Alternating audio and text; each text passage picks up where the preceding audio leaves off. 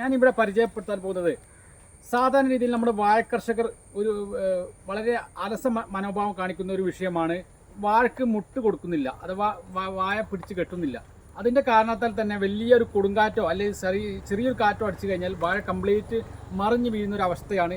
ഇതിൻ്റെ കാരണത്താൽ അതുവരെ നമ്മൾ കർഷകൻ അധ്വാനിച്ച ആ അധ്വാനം മുഴുവൻ വെള്ളത്തിലാവുന്ന അഥവാ വെറുതെ ആവുന്ന ഒരു അവസ്ഥയാണ് സംജാതമായിരിക്കുന്നത്. സാധാരണ രീതിയിൽ കർഷകർ ചെയ്യേണ്ടത്, ഒരു സ്ഥലത്ത് വാഴ കൃഷി ചെയ്യുമ്പോൾ നിർബന്ധമായും അവർ ഇൻഷുറൻസ് ചെയ്യണം. ഒരു വാഴയ്ക്ക് 3 രൂപ മാത്രമേ ഉള്ളൂ. ആ കേരള സർക്കാരിൻ്റെ ഇൻഷുറൻസ് പദ്ധതിയിലാണ് ചേരേണ്ടത്. അതിന് വേണ്ട രേഖകൾ ഒന്ന് ആധാർ കാർഡ്, അതുപോലെ ബാങ്ക് അക്കൗണ്ടിൻ്റെ കോപ്പി, ആ കൃഷി എവിടെയാണോ കൃഷി ചെയ്യുന്നത് ആ കൃഷി സ്ഥലത്തിൻ്റെ പുതിയ നികുതിയായിട്ട് നിങ്ങൾ കൃഷിഭവനിൽ പോവുക. നിർബന്ധമായും വാഴ കൃഷി ചെയ്യുന്ന ആളുകൾ ഇൻഷുറൻസ് ചെയ്യേണ്ടതാണ്. എന്നിരുന്നാൽ മാത്രമേ നിങ്ങൾക്ക് ഇൻഷുറൻസ് തുക കിട്ടുകയും, നഷ്ടപ്പെട്ടാൽ ഇൻഷുറൻസ് തുക കിട്ടുകയുള്ളൂ.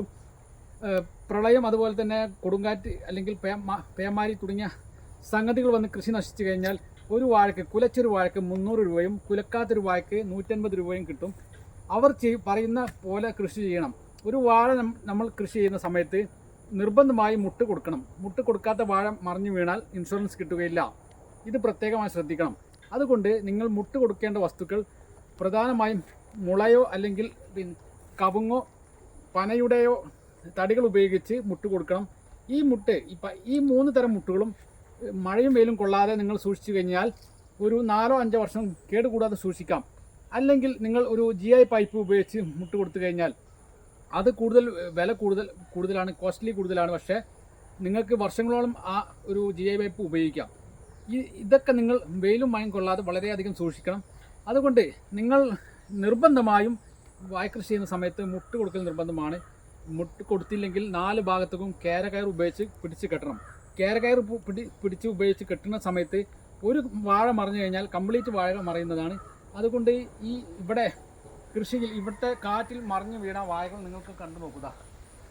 കൊല വന്ന വാഴകളാണ് മൂടോട് കൂടി മറിഞ്ഞ് വീഴുന്നൊരവസ്ഥ ഉണ്ടായിരിക്കുന്നത്. അതുകൊണ്ട് നിങ്ങൾ നിർബന്ധമായും വാഴ കൃഷി ചെയ്യുന്ന സമയത്ത് നിങ്ങൾ ഇൻഷുറൻസ് ചെയ്യണം. അതുപോലെ തന്നെ വാഴ എപ്പോഴാണോ കുലുക്കുന്നത് ആ കുലുക്കുന്ന സമയത്ത് മുട്ട് കൊടുക്കൽ നിർബന്ധമാണ്. അതുപോലെ തന്നെ വാഴക്കൊലയുടെ അടിയിലുള്ള വാഴത്തിട്ട അത് നിങ്ങൾ പൊട്ടിച്ച് കളയണം. എന്നെങ്കിൽ മാത്രമേ വാഴക്കൊലക്ക് വളരെ ഗ്രോത്ത് കിട്ടുകയുള്ളൂ, വളരെ വളർച്ച കിട്ടുകയുള്ളൂ. അതുകൊണ്ട് എൻ്റെ ഈ ഒരു ഇൻഷുറൻസ് പദ്ധതിയെക്കുറിച്ചുള്ള വീഡിയോ നിങ്ങൾക്ക് ഇഷ്ടപ്പെട്ടെന്ന് കരുതുന്നു. വളരെ ദയനീയമാണ് ഈ വാഴത്തോട്ടം. വലിയൊരു കാറ്റടിച്ചതിൻ്റെ ഫലമായി ഇവിടെ ഒരുപാട് വാഴകൾ നഷ്ടപ്പെട്ടുകൊണ്ടിരിക്കുകയാണ്. അവിടെയൊക്കെ വീണുകൊണ്ടിരിക്കുന്നതാണ്. ഇതൊക്കെ വീണുകൊണ്ടിരിക്കുകയാണ്. അതുകൊണ്ട് വാഴയ്ക്ക് മുട്ട് കൊടുക്കുന്ന സമയത്ത് നിങ്ങൾ അലസത കാണിക്കരുത്. നിങ്ങൾ നിർബന്ധമായും മുട്ട് കൊടുക്കണം, അല്ലെങ്കിൽ വലിച്ചു കെട്ടണം. എവിടേക്കാണ് വാഴ കൊലച്ചത് അതിന് നേരെ ഓപ്പോസിറ്റാണ് വലിച്ചു കെട്ടേണ്ടത്. മുട്ട് കൊടുക്കേണ്ടത് കൊലച്ച വാഴയുടെ നേരെ എതിർ ദിശയിലാണ് മുട്ട് കൊടുക്കേണ്ടത്. മുട്ട് കൊടുത്തതിന് ശേഷം നിങ്ങൾ ആ മുട്ടിന് ശരിക്കും വലിച്ചു കെട്ടണം. Okay, thank you.